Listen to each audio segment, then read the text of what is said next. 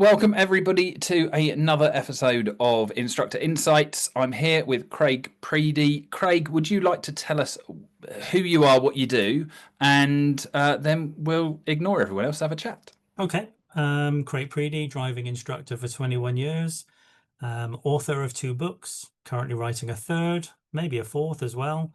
Director of Instruct IQ Limited, along with Josh Holleran, and instructor trainer, and run a small driving school in Hereford with 10 other instructors. Lovely. Now, I know we said we were going to have a chat about the standard of people coming through the process and how they become driving instructors and discover it and everything else. It just then resonated with me when it's what do you do? When people come into the industry, they see driving instructor as the title, don't they? They do. I mean, I don't like using the word driver coach.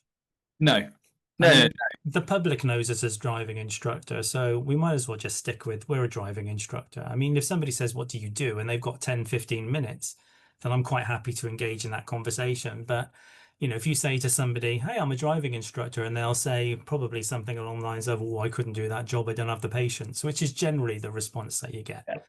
And they don't fully understand it. They know that they might need one. They get somebody through a test. That's what we do. And then as soon as that person's passed the test, they forget that we exist. They forget that Yes. we're there every year if they want a refresher or for anything else. But yeah, I mean, we are driving instructors. We instruct in the skill of driving. So But once you're inside the bubble, once you have that badge and you're there, I think even then we don't lay out the journey well enough of the opportunities, the different areas and different things that are we have under that banner of driving instructor. A bit like gear change. You teach someone to change yeah, the gear, and there's so many steps involved in it, and most experienced drivers just go, "Well, I'll just change gear." It's that kind of thing. I think, yeah. It just whenever I say to people, "What do you do?" and we all kind of go, "Which bits do I list? Which hats am I gonna be hanging up for you to have a look at?" it's And interesting actually. When I came into this industry 21 years ago now, 2003 actually, I started my journey. I was made redundant and I was working in training and development at the time. And a friend of mine in Oxfordshire was training or had trained to become a driving instructor. And I'd forgotten that about 7 or 8 years prior to that, it's something that I'd looked into, I think, with the AA or BSM. And I thought, there's an opportunity. So I had this outplacement where I had a consultant helping me through my redundancy that was encouraging me to go down the consultancy route and training and development. But I was like, nah, do you know what? I'm going to go and work for myself now. I've had enough of being made redundant. So I looked at what being a driving instructor actually meant. And I thought there's got to be more to it than just teaching somebody the age of 17 to pass a driving test. So Mhm. I actually did the research that I could do. Now, we had the internet back in 2003. I was able to do a little bit of Googling. I was able to find out about fleet accreditation. And I thought, that's interesting. That plays to my strengths because I've been using coaching since the mid 90s. And coaching is recently become a buzzword in our industry and in recent history, 8 years, 9 years. Yeah. But I was doing it right at the very start. And the idea that you just told somebody what to do has never sat comfortably with me. So I've always been trying to have this symbiotic relationship between myself and my students, Mhm. whereby we work together as a team and I encourage them to find solutions to the problems.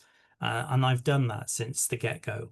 Now, I know a lot of people haven't. I know a lot of people have just instructed, and that's why you get so much resistance against coaching because why change if it's always worked the other way? But I didn't know another way. So for me, this was right.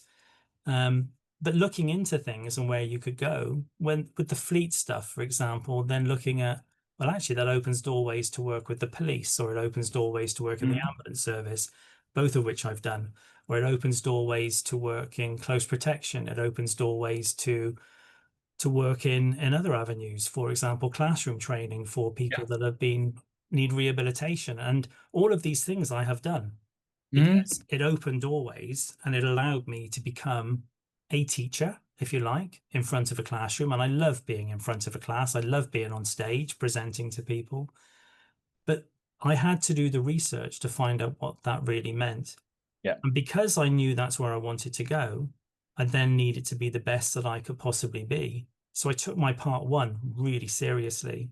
And although those books haven't really changed what we read, they're still the same list of books. Yeah. I read them. I didn't just have an app that I could just go through and do rote learning of questions. So I read them and I tried to understand what was going on within each of those particular elements. I needed to understand my role. I taught it, I think I probably treated it a bit like anybody would if you were planning for an A level or maybe even a degree. That was the way that I viewed it.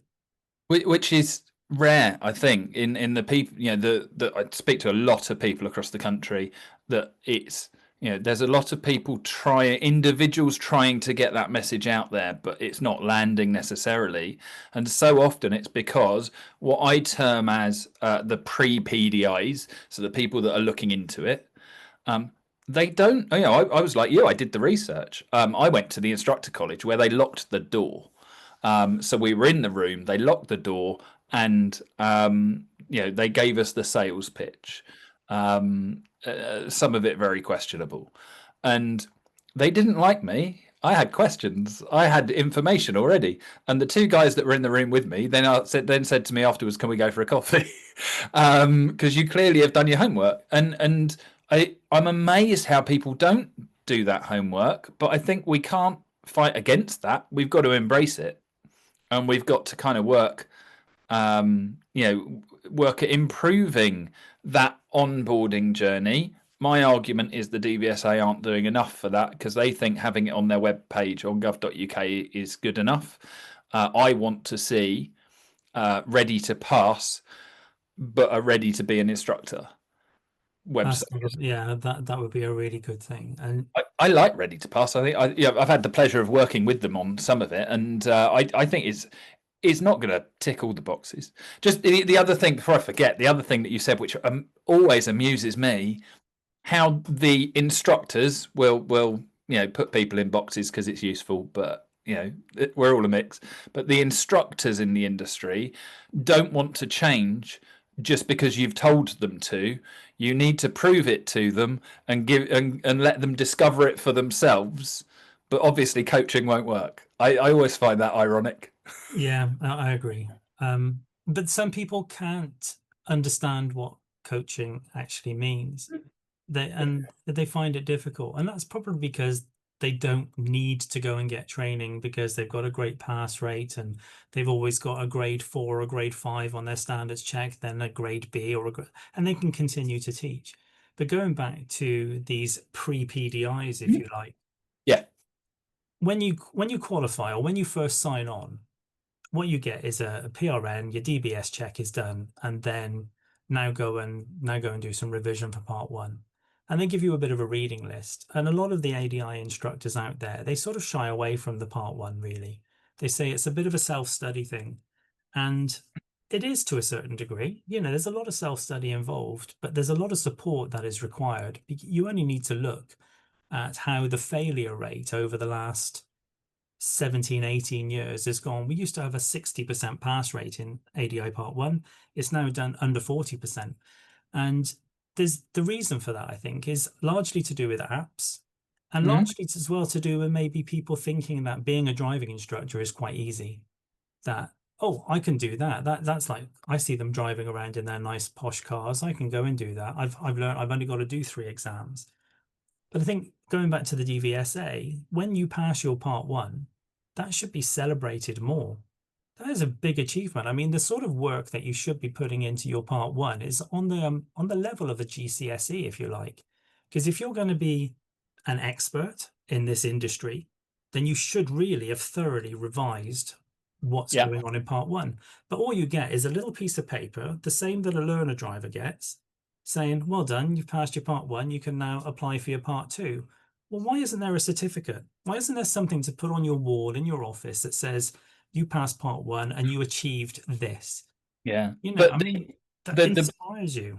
The thing with the part one is that it's only when you've passed it that you begin your journey, because that's your 2 year window. So the way that it gets pushed by DVSA is that that's the passing is the beginning of your journey, not the run up to it. I'm interested in what you think about my suggested changes, that the driving license is the thing that qualifies us to become a driving instructor. So it's the entry to the process. You just need a driving license and not to have been a naughty person. So I think part two should be part one, that we should start with a driving test, because that's what they know, and that often they have never experienced a driving lesson since they passed the test. That's very true. So getting in the car with a trainer, we could then also do a better assessment as to whether they are suitable for the process. And we know that, especially the big companies are happy to take anyone and any, that comes along. There isn't a filtration process for, are you going to be good at the job? So it would help with that. But they would also get to see, as a trainee, they get to see what a good driving lesson looks like, hopefully, from that trainer in the car. So I think that ticks a lot of boxes. We could move the part two to be less about driving, because I think actually driving is almost automatically part of the process. I don't think it bothers me too much whether people are really good at driving to become a driving instructor, but I'd probably say that because I'm not really good at driving, never have been a natural driver. But what I want to see from my PDIs is, can they walk and talk? Can they drive and describe? Can they do that part of the process? Because that's the job.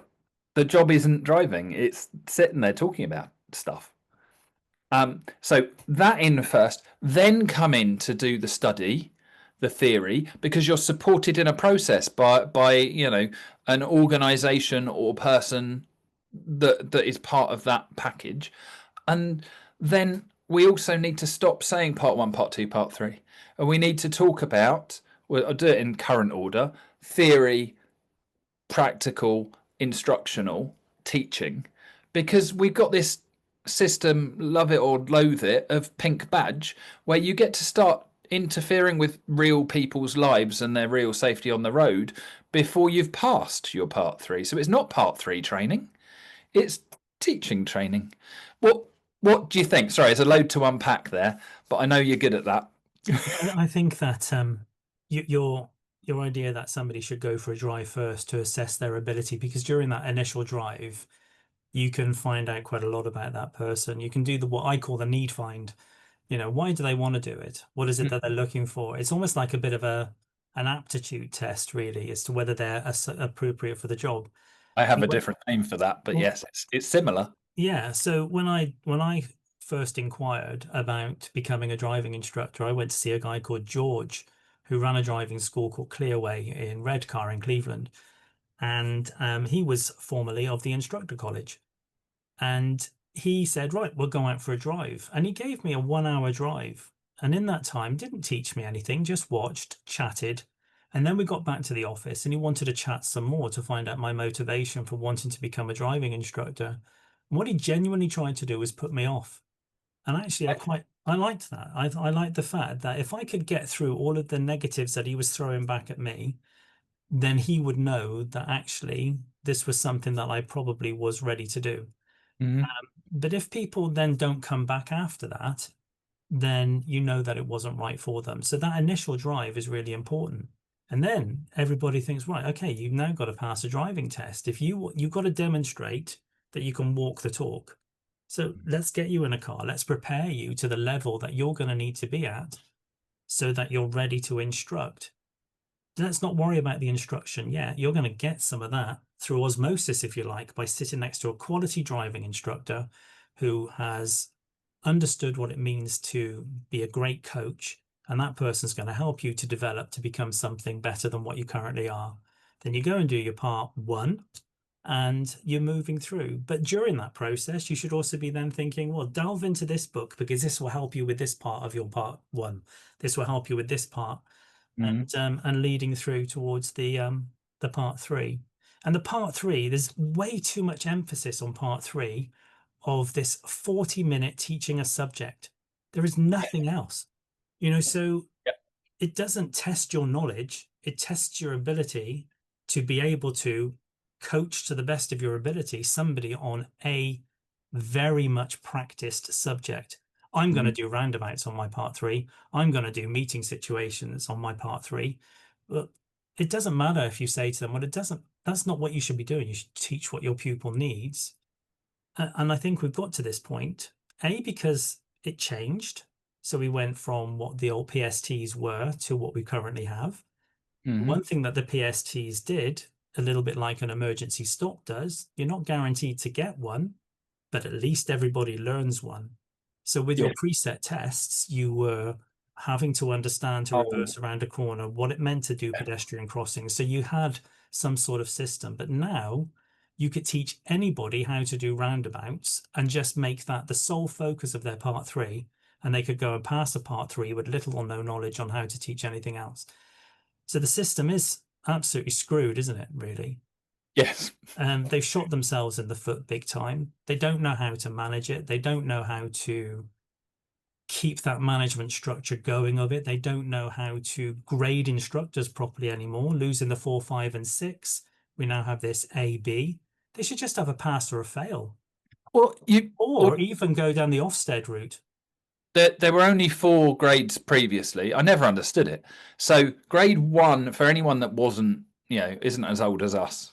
I keep saying that nowadays. I'm saying it more. It's really upsetting. Anyway, so grade 1 was a fail, really bad fail. Grade 2 was a not so bad fail. Grade 3 was a fail.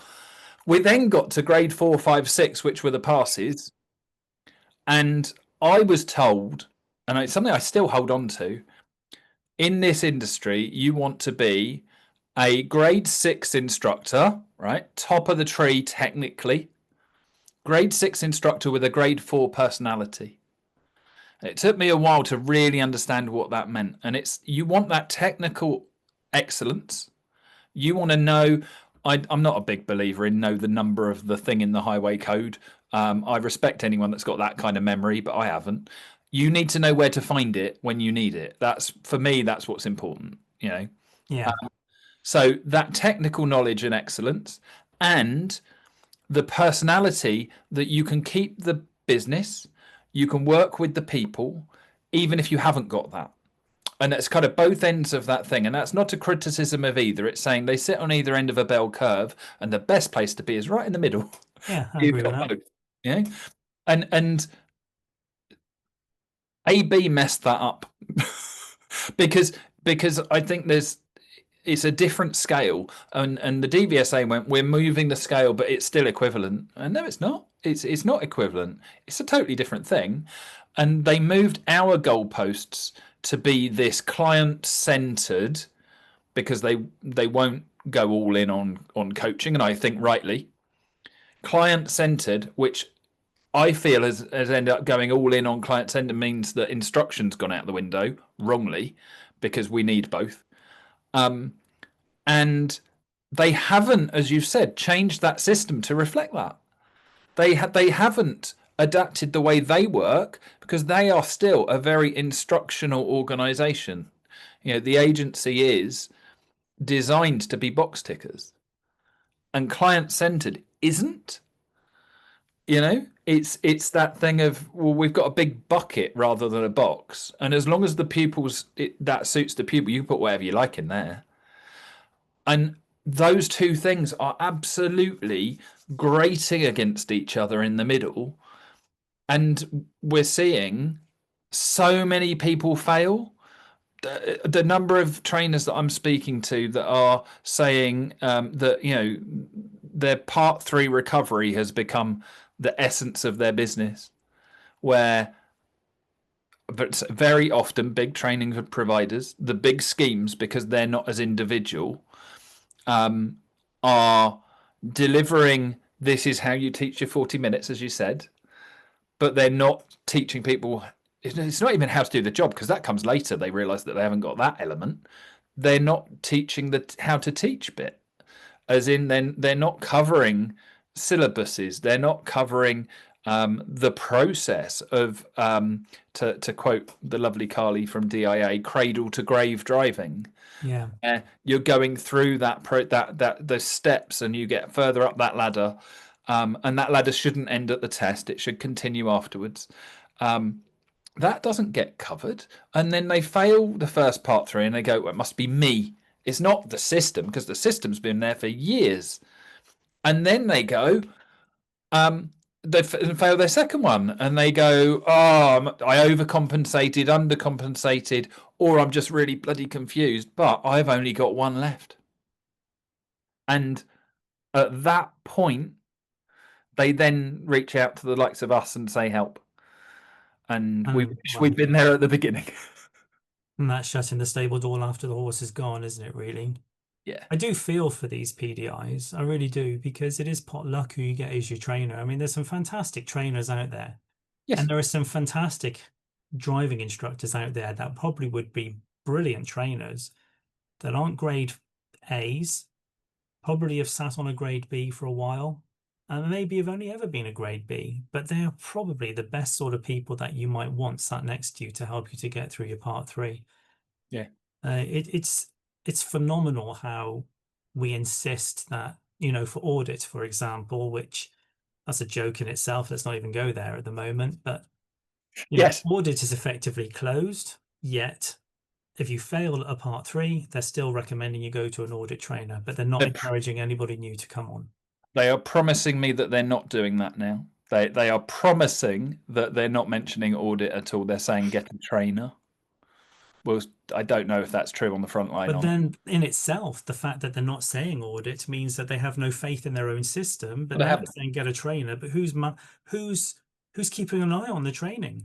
What? So before we go down the audit rabbit hole, well, probably best not. I think you could probably have a great conversation with Josh about audit.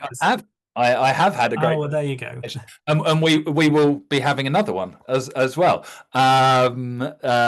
Yes, there's lots going on that front. Watch this space is all I'm going to say, for legal reasons. So absolutely happy. Actually, I do have some thoughts on audit. We will talk about it in a minute. Okay, that's fine. But I what you've just said is really interesting, because you've said about during your journey you discovered whether you were the right person. Yeah. And that having someone good with you helps you become the right person, as well as identify whether you are the right person. So what makes that right person to become a driving instructor? What should we be looking for, or what should people be looking for if they're considering doing the job? Oh, Christ, that's a good question, isn't it? I'm glad I asked it, not answered it. Yeah. So I think if we're looking, there's two answers to this, isn't there? There's the way that you look about yourself. So you look in yourself, but then it's also the trainer looking at the individual that they have. And that trainer needs to be honest with their charge, the person that they're sat with, and be very forthright in the way that they actually say, yes, we think you've got what it takes, or no, I don't think that you've got what it takes. But if you take it from your own personal perspective, you've got to have pretty thick skin. You've got to have a tenacity about you that says you can work quite clearly on your own. And it's not just about that person's just paid me £40 for an hour. I'm going to stick that in my pocket. And at the end of the week, you look and you think, I've got £1,000. What other job pays me £1,000 a week? And that's it. Their mentality is, I've just earned £1,000. They forget about all their expenses. And then they get to the end of their first year or second year, and they're suddenly lumbered with a tax bill of £7,000, and they don't even know how that happened. So they don't understand that aspect of things. So they really need to be fully aware of what it means to be a self-employed individual, and not just chase the money, but look at what it means. You've only got to look at a carpenter or a plumber to know that they manage their business. So if you come from that sort of background, then maybe it's okay. But if you've come from being an employee with your 6 weeks or 4 weeks or 5 weeks holiday a year, getting paid for sick pay, having paid holidays, it's a massive culture shock. And if you're not prepared for that, then it means that you haven't done your research. And if you haven't done your research, how interested are you in this job? Yes. And I think that's what it boils down to. It's not I've been made redundant, I'll go and be a driving instructor. It's I've been made redundant. What does my personality now suit? Where can I go that my personality is going to fit in nicely? Now, Yes. thinking about audit and thinking about that side of things, there is no reason why a driving instructor, wannabe, a potential driving instructor, might love the learning that goes with part one. Absolutely, really love it. And they Hmm. get 100%, they get 75 out of 75 or whatever it is on their hazard perception. But they've got so much knowledge, but they say, oh, God, wouldn't it be great if I could just teach part one? Let them do that. They're still adding value to our industry, but they become a registered part one instructor. But it Yes. might be then they go to part two and they do so well at part two and they get extra qualifications and they're like, actually, I could probably become a registered part two instructor now. So they're developing their career, but they're helping people along the way, but they're getting some level of registration. And that part one registration, for example, they could run that alongside another job. They might want to go and deliver from Waitrose or Tesco's 3 days a week. And the other 2 or 3 days a week, they want to teach part one stuff. There's no reason why. There's plenty of scope out there to do it. I mean, Hmm. I'm being quite simplistic, I think, when we talk about that, but there are other skills because that part one can then translate into theory training for students. And it only takes, what, 25 quid, 30 quid to hire a village hall for a couple of hours. And you can invite people along at 30 quid a pop. You're starting to make a nice little income for yourself. Yeah. So I think people need to really try and understand what they want. I knew what I wanted. I wanted to be the best that I could be. And I think I've not quite got there, but I'm pretty close. I mean, I'm a pretty good instructor, I would say. And I've got a lot of qualifications behind me to back up what I'm saying. Yeah. But nobody's told me to go and do those qualifications. I've always thought, right, what's going to fit into my role now to stand me head and shoulders above other people? Yes. The only I thing I'm shit at, Chris, is selling myself. Isn't that a weird thing? No, I'm it's similar, and people don't expect that when they talk to me because I come from a sales background. I was in retail, and I used to sell stuff. And then was a sales rep, um, and I can talk the talk, but it is that moment. I was talking to Fiona Taylor. I want her on here. I need to tie her down for a date. That sounded really bad. So I. But I Strike that from the record. we were talking about prices and things earlier, and that I can sell other people and their stuff and everything. I'm really good at that. I've got a business coaching background. I'm a qualified coach in life coaching, business coaching, and other stuff. Other people, awesome. Me selling me, I'm not so good, and I realised literally this week I compensate by trying to be really good at it because then I haven't got to have a sales pitch that people can see that and hopefully that kind of makes up for it. And I do it, and I know I do it better than some when I'm putting together stuff, but I don't like I just want to crawl into a hole, and I think that's what I see in our PDIs that are coming through with my driving school. And our driving school is one where we set it up as a driving school for driving instructors, not a driving school for the driving school. So it's an instructor first system, and we turn away more people than we take. Just because we train someone doesn't mean we're going to take them on board as a permanent fixture. And working with them, trying to build confidence in the ability of going, and I am worth this. And I don't think we're good at that as human beings, No, we're seeing not. our own worth. Um, I think it's interesting. Both of us come from that kind of background of I'm good at coaching, training people, and I always say I'm good at persons, not people. I don't like people, but I like persons. I'm good at that bit of it. Not I'm good at driving. I like driving because so many people come in and their first thing is, oh yeah, I like driving. You ain't going to be doing it. You're going to be sat watching someone else do it. And that's a big thing, isn't it? Because they like driving, they think they'll make a good driving instructor, or they managed to teach their best friend's neighbor's son's kitten's dog's friend, or whatever it might be, and they really enjoyed that process. But actually, that probably, for me, is a better person to start taking in than somebody that just says, "Oh, I like driving." Because if they said, "I actually taught my neighbor's son or daughter, and I really enjoyed that process, and it whetted my appetite. I felt like this is something that I could do." Yeah. And then your next question is, well, tell me more about that. What did you like about it? What didn't you like about it? What do you think you could bring to that party, sort of thing? And get them sort of thinking about, well, actually, well, what's involved?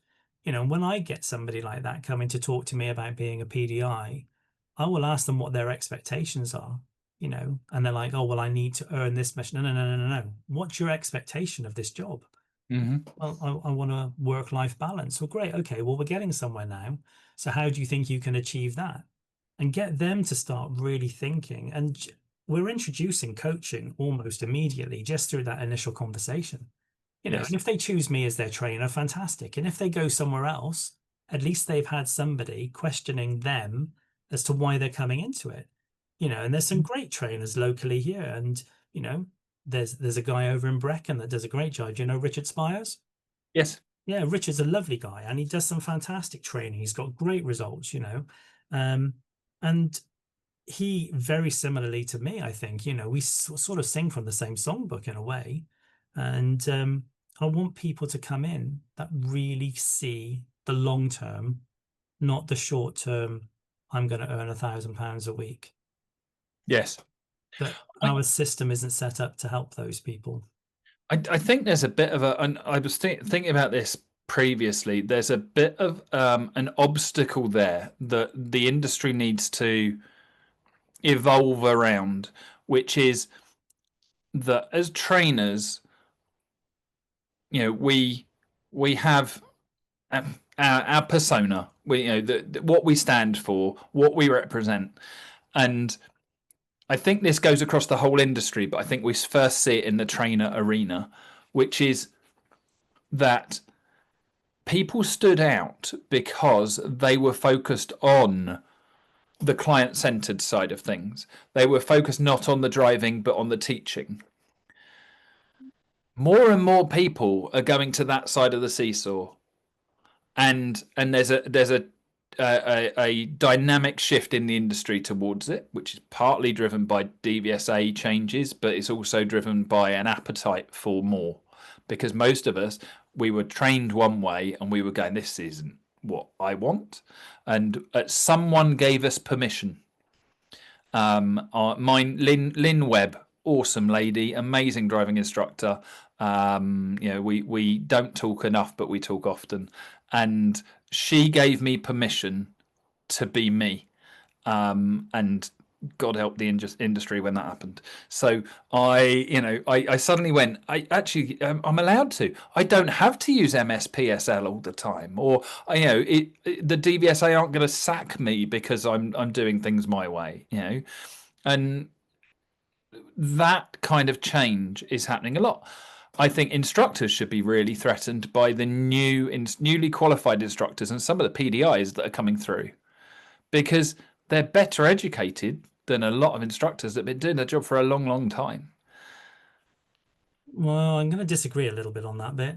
I feel like there are some coming through which Well, are better some, educated, absolutely. yeah. But I Yeah. still think that there's a majority that are coming through at the moment which are cutting corners. And Yes. you know, they're really struggling. They're here today, gone tomorrow. You only need to look in your local town and see a driving instructor one week. Give it a year, they won't be there the following year, you know. How do you feel about the pink badge? I did my first part 3 without it, Mm-hmm.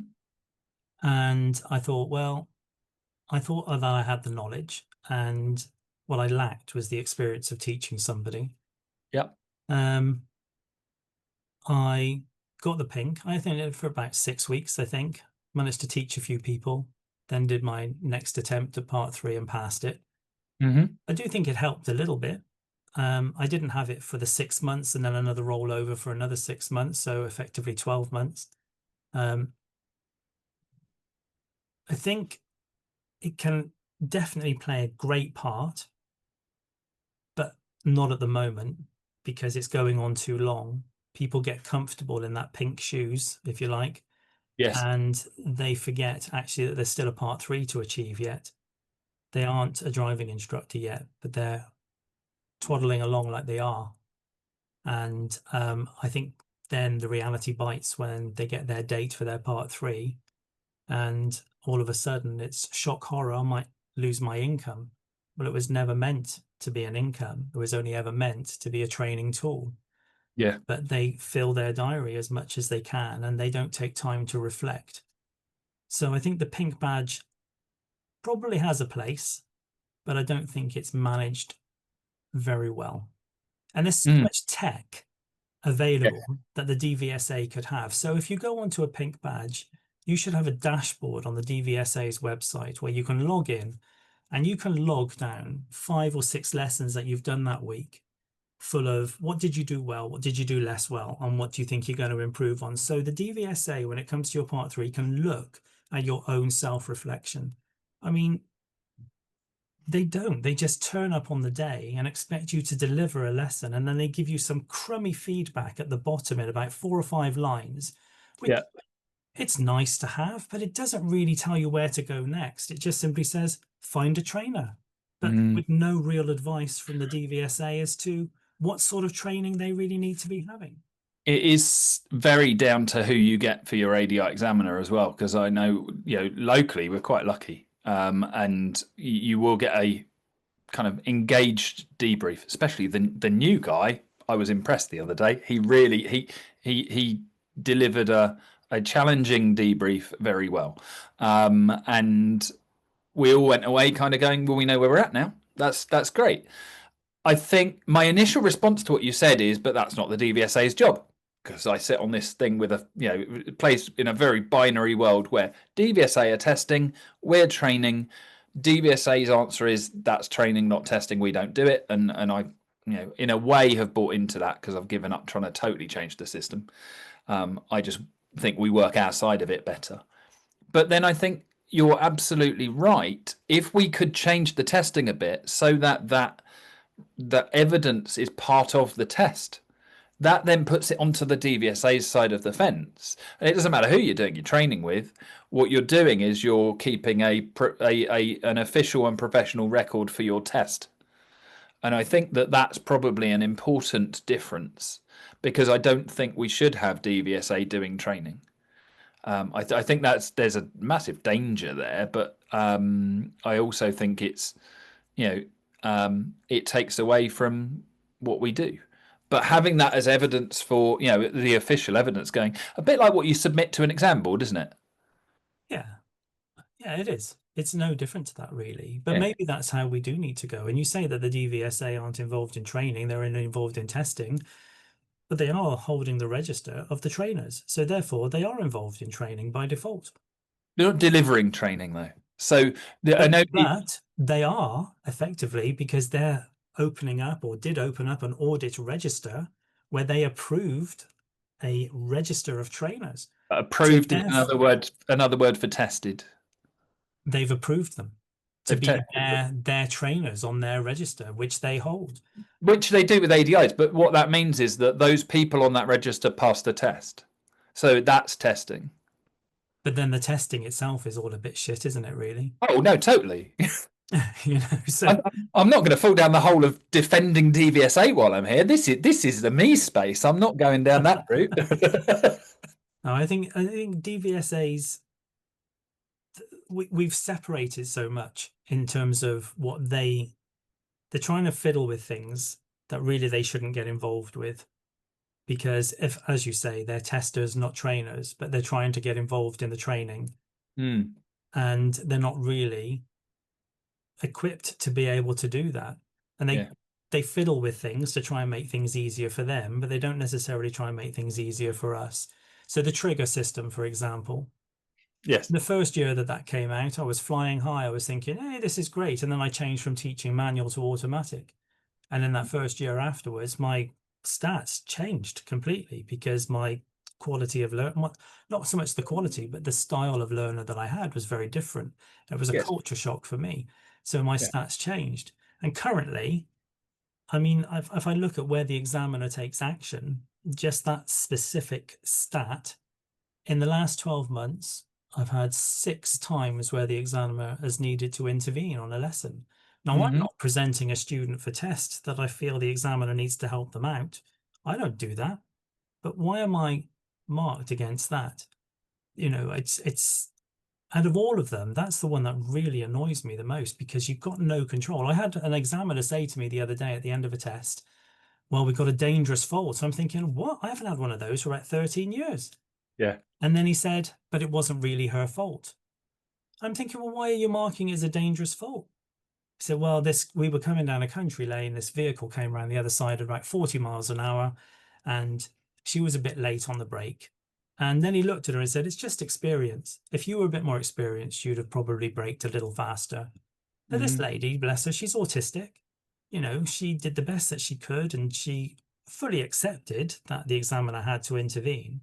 But Yeah. to A, call it a dangerous fault, and then say in the next breath it wasn't her fault, but still mark it as a dangerous, and examiner took physical action, that's Hmm. against me. But I had nothing to do with that situation. So that is. Would you have been happy is not the right word, but would you have been more accepting of a serious fault in that situation? Oh, absolutely. That's your Yeah. reframe, is if it's not her fault, someone else caused the danger. So the danger isn't her fault, but her response was serious or Yes. seriously lacking. Yeah. There wasn't a response. So therefore, it's about that categorization of what those faults are, because Yeah. as we are always told, it's their test, not ours or whoever else is out on the road. So they are the ones being marked. Yeah. That makes sense. Yeah. I would have taken a serious fault for that because I would have understood that, Yep. and but I think they forget that, they're putting them into situations sometimes. In this particular corner, I was told afterwards by this examiner that there's been a number of incidents where they've been in privateers' cars, without dual controls. Yep. One of the examiners has had a collision there on the same corner.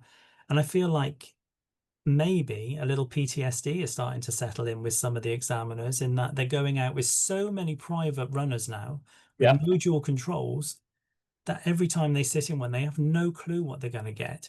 It makes me laugh that if they abandon a test, they're not allowed to drive the car back because of health and safety regulations. But Yep. the DVSA are quite happy for them to go out with a complete stranger in a car, which they don't know has been maintained properly, only a tick in a box, no dual controls, with a person that could have been in the country 3 weeks. Well, Yeah. 6 months and 3 weeks, because they're not allowed to do a test before 6 months anyway. But do you know what I mean? Yeah. So It, it this, it would take them that long to get the test in the first place, well, but yeah, exactly. But it's this traumatic stress that they must feel, mm, especially if they've had a collision on a particular bend. They can't avoid the routes. They've got to do their job. yeah. I mean, they just want that extra brake. They want that their foot. And that reinforces the fact that under health and safety, under the risk and stress that they're facing, they should be able to reband the job, because the risk and stress of that job has increased. So Definitely. that would benefit us all. Yeah. Because what was it, 29 grand? I don't think it's even that much, is it? Yeah, I believe so. I think it is. Yeah, they've squeezed everything out of it they can. I think, but or so they say. But I think it is trying to make sure that we're all. It's this thing of, to quote me in my theory. Sorry, but rules then exceptions. Yeah. And that's where I kind of come it from. So I think sometimes we need these conversations where we go, hang on a sec, we need to define that before we can have the conversation. So we need to define the DVSA's role, because they see it differently to the way that we do. It's the conversation I have most with driving instructors. Often the ones that are less engaged or less connected with what's going on because they're just getting their head down doing their job, which I respect. But they don't always see those definitions that are there. And I think that's a really important one that you raise about how faults are marked. That that's going on my list of things to watch out for, because I think that is probably that's something that we need to make sure is being reflected there. The one that I've always kind of focused on a little bit is the tricky bits, as they get called, but having kind of standardization where if there's an area that you have to have local knowledge, then they should give additional help so you don't have to have local knowledge. You should be able to drive it well enough and safely enough, because we should be able to go anywhere in the country and take a test. There I shouldn't agree. be. Yeah, no, I mean, I agree with that. And that kind of standardization, I think, would help. And I think if we could do that, going back to where we started with pre-PDIs coming in, I think giving that clearer picture would also help them know if they're right for it, and us to know if they're right for it. Sadly, I've seen the faces when it's we'll change the system to maybe make less people come through, because that's a waste of DVSA time. Yeah, it is. So we'll change the system to stop them coming through, and when your whole livelihood, the massive company potentially, is all based on, so there's thousands of people's livelihood are based on getting as many bums on seats as possible. They don't want change. They don't want to improve things, which is why we end up having to do it from our end of things, where we're not necessarily this.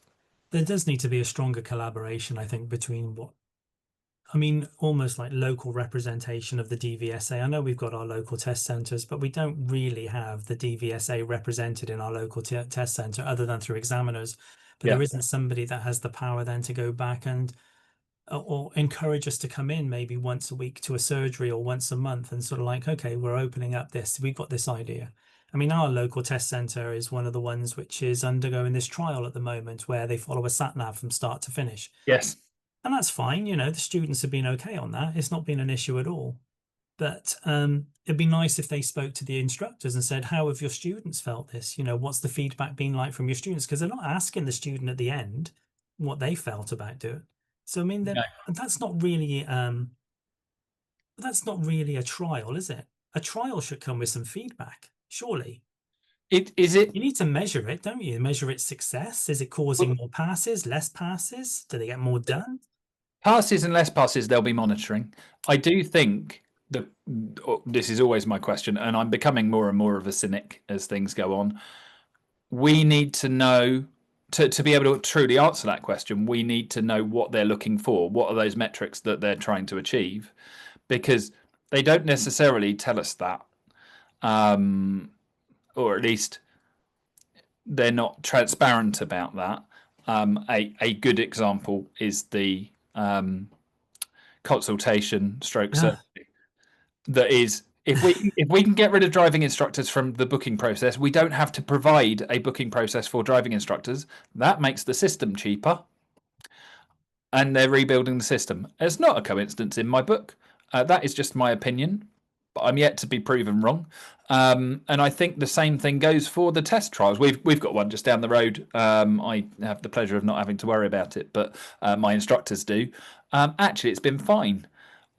Interestingly, they picked probably the most challenging test centre, from the point of view that it's the one where, for some reason, people are obsessed with what test route they're going to get at what time of day, and where they tend to argue with the result, whether they pass or fail. There's like an argument about the result. And I wonder, I don't know if that's true. Clearly, if it's in your area, everyone's lovely, and it's a maverick thing. But we're pretty rural where we are, so our test routes are pretty rural. And I don't know whether you've ever been to Hereford, but it's like a big village. I've passed through. Well, a lot of people would say that's the best, but it's worth a stop.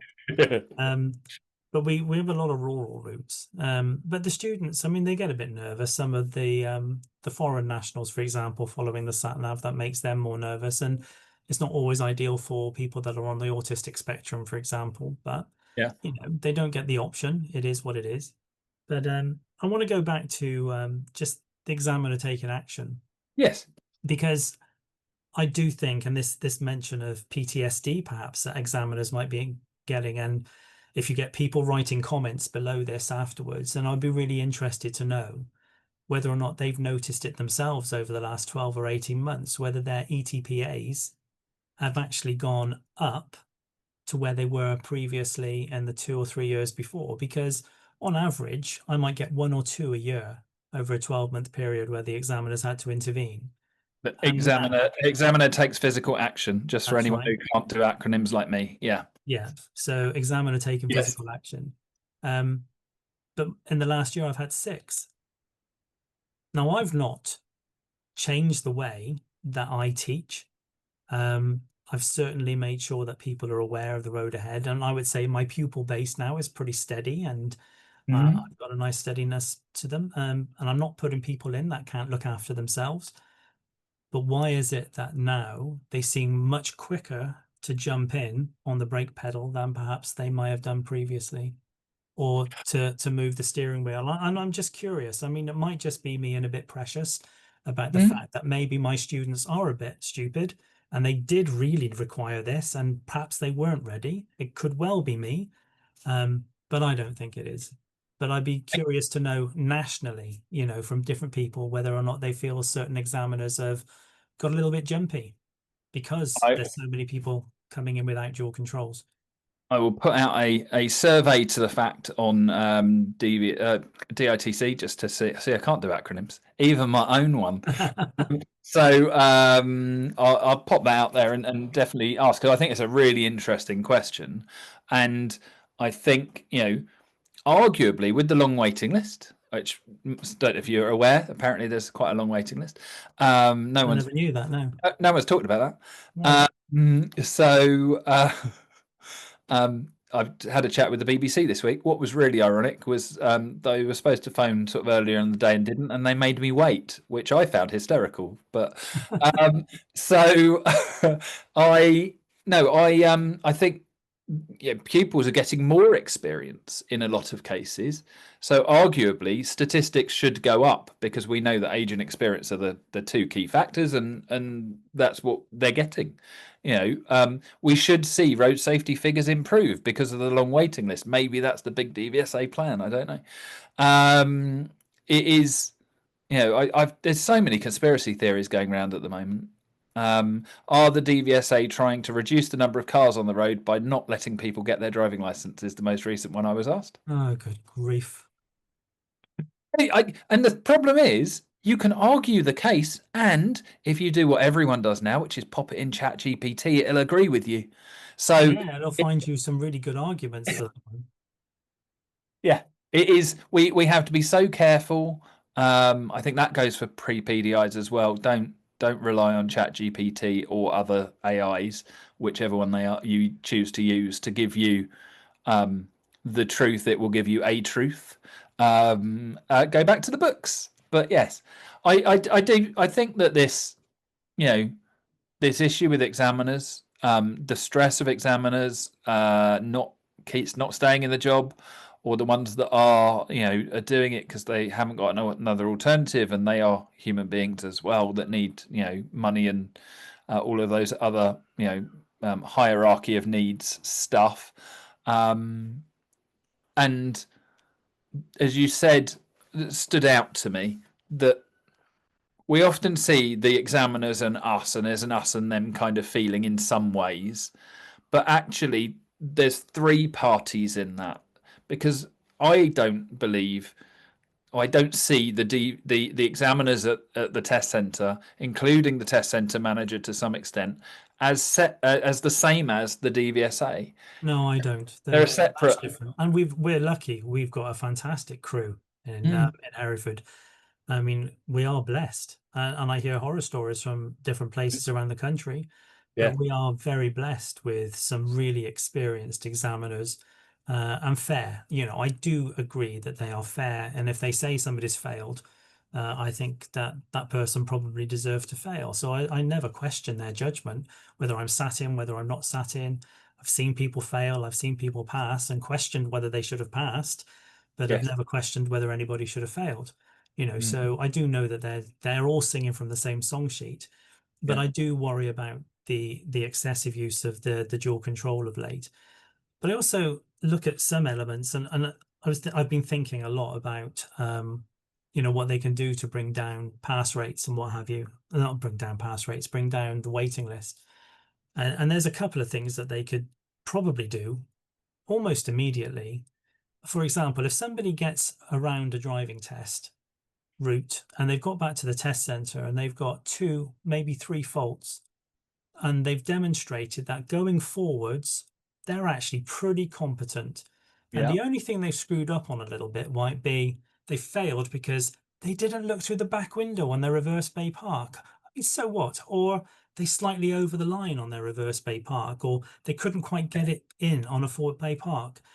To me, that's stuff that you practice so much more once you've passed than what you do. And there's nerves to play on a maneuver more than there is going forwards. Yes. And, if you can get back on the driving test and you've only got 3 faults or less, then surely that says something about your standard of driving. Why should you then fail because you couldn't get it into a parking space?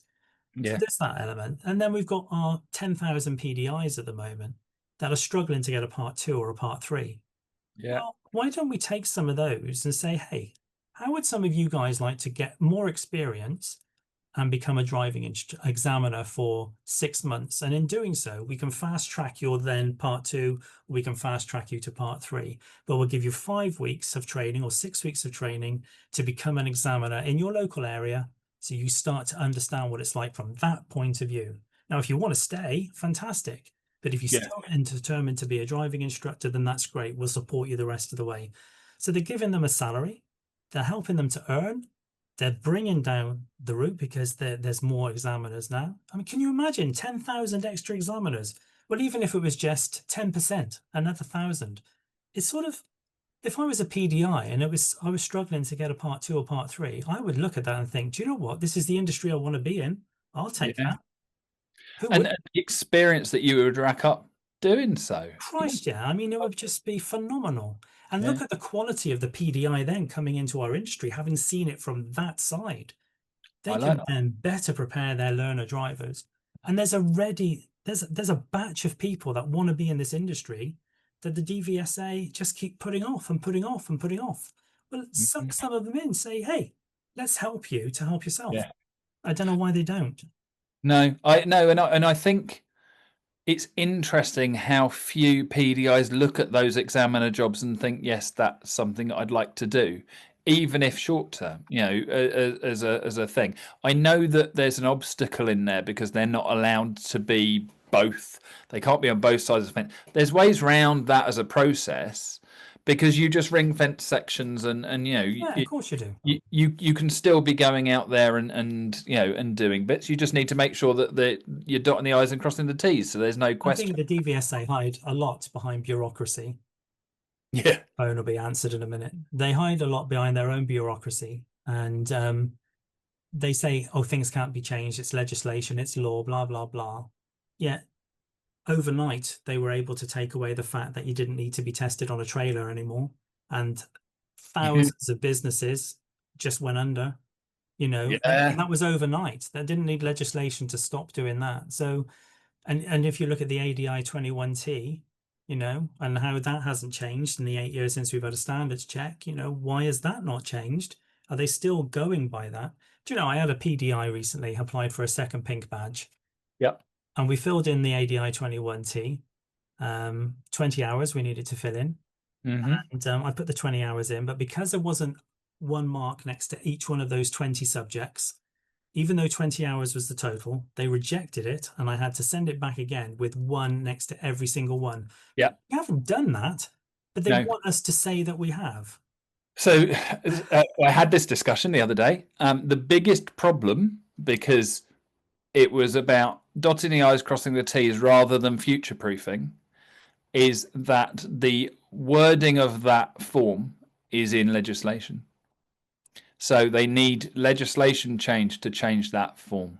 But do they not have somebody in head office in Nottingham or wherever they are, and that actually is legislative? That is the legislative team. It's not how I'm looking at this, that then feed into the Transport Secretary's office and say, we need to change this. And then they can just put a signature on a piece and then it's done. There's no autonomy.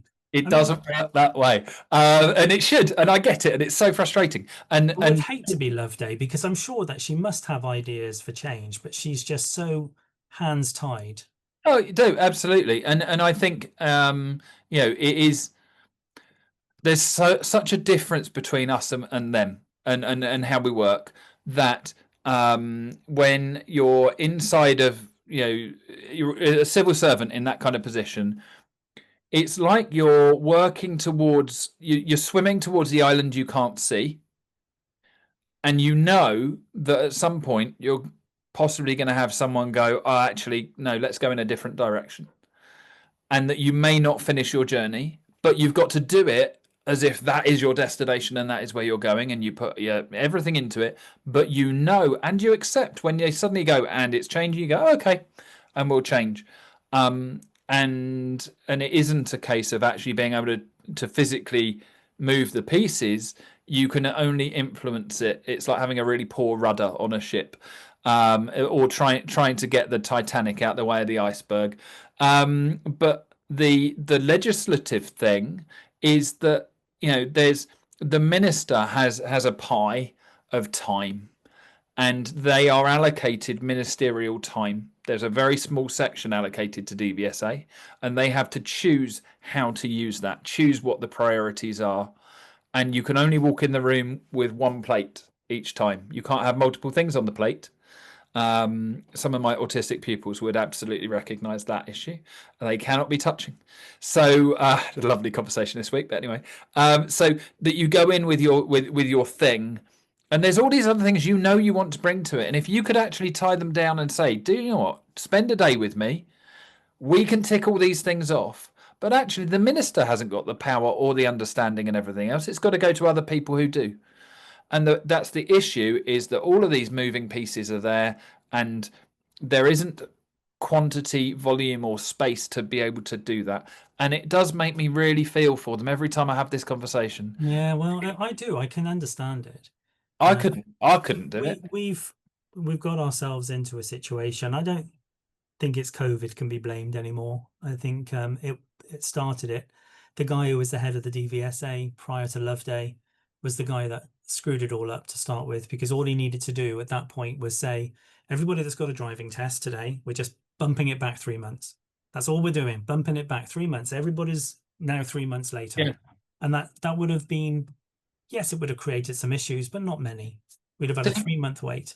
But they didn't do that. They just cancelled everything and then made it a free-for-all again.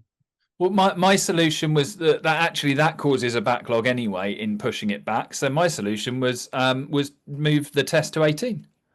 You can learn the same now, but the test isn't until you're 18, which would improve road safety. Fact, the evidence backs it up. Improves road safety, and there wouldn't be a waiting list, or there wouldn't have. But now we've clogged up the toilet. That's my new. We need more than Dino Rod to unblock this one, I think. It is, yeah, it's pretty shocking. So yeah, absolutely. So as an opportunity to kind of wind things up, looking for, let's hope that we've reached a couple of those pre-PDIs that have come along and gone, this looks maybe interesting. We'll look at these two blokes having a chat, and they've stayed with us till now. What would you tell them, to go and do if they could do one thing? You're like DVSA going to the minister. They can do one thing. What would that one thing be? And I so know you're going to squeeze another one in there somewhere. I would say go and thoroughly research what you're getting into. Lovely. I agree. That's yeah. The DITC, I've remembered that I might strip the audios off and put it into a podcast format, because it works well for all of us. So me pointing at my logo doesn't work on that.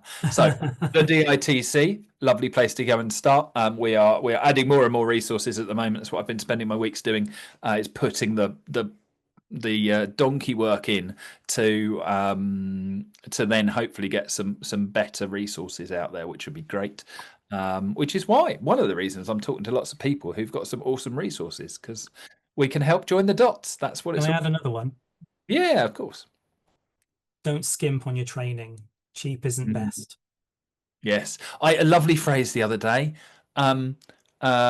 people who pay a good amount of money for something and it goes wrong will cry once. The people that are cheap with what they buy will cry 100 times. Agreed.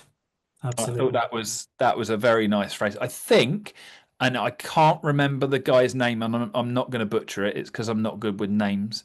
But it was there was a trainer on Motormouth from DIA, the most recent one, that was talking about what we're talking about in a way, PDI and ADI journey and that kind of thing.